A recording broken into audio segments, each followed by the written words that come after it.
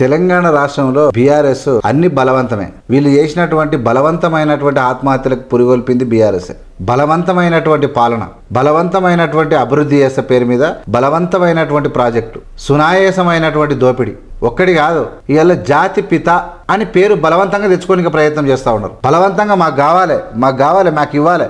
ఎందుకు ఇవ్వాలంటే తెలంగాణ రాష్ట్ర సమితి పెట్టిండు కాబట్టి, తెలంగాణ రాష్ట్ర సమితి తీసేసి భారత రాష్ట్ర సమితి పెట్టిండు కాబట్టి అని తీసేయమంటారా? ఎందుకు జాతిపిత కావాలని అడుగుతారు? ఎందుకు అంత కోరిక ఉంది ఎవరికి అర్థమవుతుంది. ఇలా చాలా మంది కేసీఆర్ జాతిపిత అని అంటా ఉన్నారు. జాతిపిత అనేటువంటిది భారతదేశంలో అందరికీ తెలుసు, మహాత్మా గాంధీ గారి జాతిపిత. ఆయన జాతిపిత కావడానికి ఆయన జ్ఞానం, ఆయన తెలివిని, ఆయన యొక్క వయసును, ఆయన యొక్క జ్ఞానాన్ని ఈ భారతదేశ అభివృద్ధి కోసం ఆయన పోరాటాలకు ఆయన అంకితం చేసిండు. ఆయన ఒక్కటి కాదు, ప్రతి ఒక్కటి దిశానిర్దేశం చేసి ప్రాణ త్యాగం చేసిండు. కాబట్టి మొదటిసారిగా సుభాష్ చంద్రబోస్, రెండోసారిగా జవహర్లాల్ నెహ్రూ జాతిపిత అని ఆయన పిలిచారు. అంటే ఈ దేశ ప్రధానులే, ఈ దేశంలో గొప్ప లీడర్లే మహాత్మా గాంధీ గారిని జాతిపితని, ఆయన తండ్రి లాంటి వాడు, ఆ స్థానం ఆయన పోషించిండు, ఈ దేశానికి గొప్ప పాత్ర అని చెప్పి ఆయనకు పేరు తెచ్చారు. కానీ కేసీఆర్ గారు ఏం చేశారు? చెప్పింది ఒకటి, చేసింది ఒకటి. దళిత ముఖ్యమంత్రి అని ఆయన ముఖ్యమంత్రి అయ్యాడు. దళితులకు 3 ఎకరాల భూమి అని ఆయన ఉండేకాడికి ఫామ్ హౌస్లు కట్టుకున్నాడు.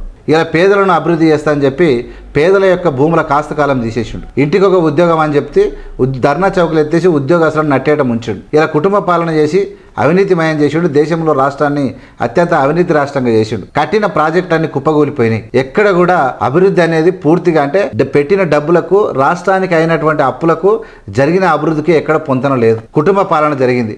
చివరికి ఈ ప్రపంచ చరిత్రలో సొంత కూతురు ఎదురు తిరిగి చీ కొడుతున్నటువంటి ఏకైక నాయకుడు కేసీఆర్. ఇంకా పుట్టకూటి కోసం, పదవుల కోసం కొంతమంది మహిళలు, కొంతమంది అందరూ జాతిపిత అంటే గుర్తించాలని వరుతున్నారు. ఆఫ్ కోర్స్, కానీ బలవంతంగా మీరు జాతిపితలు కాలేరు.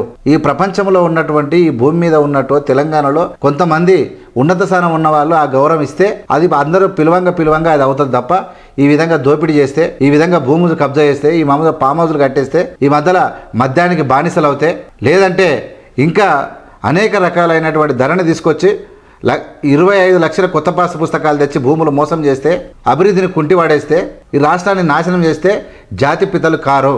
అందుకని రేవంత్ రెడ్డి గారు వెరీ స్పష్టంగా చెప్పిండు, ఎలా అవుతావు నువ్వు జాతిపితవు? అయితే ఒక దిశానిర్దేశం చేసి ఆయన రచనలు చూపినటువంటి మనకున్నటువంటి ప్రొఫెసర్ జయశంకర్ లాంటి వాళ్ళు జాతిపితలు కావాలి, గద్దర లాంటి ఆదర్శ మూర్తులు జాతిపితలు కావాలి తప్ప, వాళ్ళు చాలా త్యాగాలు చేసిర్రు, వాళ్ళ కడుపు కట్టుకొని పనిచేసిర్రు. కానీ మీరెందుకు అని చెప్పి రేవంత్ రెడ్డి గారు మళ్ళా మీరు జాతిపిత గీతం ఆడితే మీరు తోలు తీస్తామనంతా పనిచేసిండు. ఎందుకంటే బలవంతంగా మీ అంతలో మీరు పిలుచుకుంటే మీ కర్మ తప్ప జాతిపిత కావాలంటే దానికి కొన్ని లక్షణాలు ఉంటాయి. ఆ లక్షణాలలో ఎక్కడ కూడా కేసీఆర్ కు పొంతన లేదని చెప్పారు. ఇంకా మీరు చాలా మంది మాట్లాడుతారు, మీ కర్మ. కాబట్టి రేవంత్ రెడ్డి గారు మాట్లాడింది అందరూ ఏకీభవిస్తూనే ఉన్నారు. ఎందుకంటే జాతిపిత పేరు చెప్పుకొని మళ్ళీ గెలుస్తామని అనుకుంటారు. జాతిపిత అంటే వాయమ్మ జాతిపితని అంట అని చెప్పి అందరూ ఓట్లేయాలనుకుంటారా? ఖచ్చితంగా ఆల్మోస్ట్ వీళ్ళు చేసిన కవితనే బీఆర్ఎస్ ని పొందబెడుతుంది. టీఆర్ఎస్ అని ఉండే, టీఆర్ఎస్ పెట్టిండు జాతిపిత, మళ్ళీ బీఆర్ఎస్ మార్చిండు. తెలంగాణ రాష్ట్ర సమితి ఆయన పార్టీ తెలంగాణ రాష్ట్రానికి లేదు. ఆయన పార్టీ తెలంగాణ రాష్ట్రానికి అనుకూలంగా లేదు. కాబట్టి ఇక పార్టీ లేనప్పుడు ఆయన జాతిపిత ఎట్లయితాడు?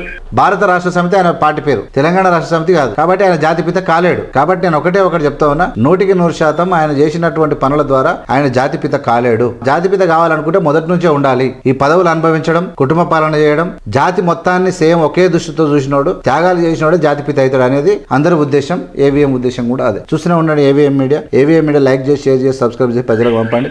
జై హింద్, జై భీమ్, జై భారత్.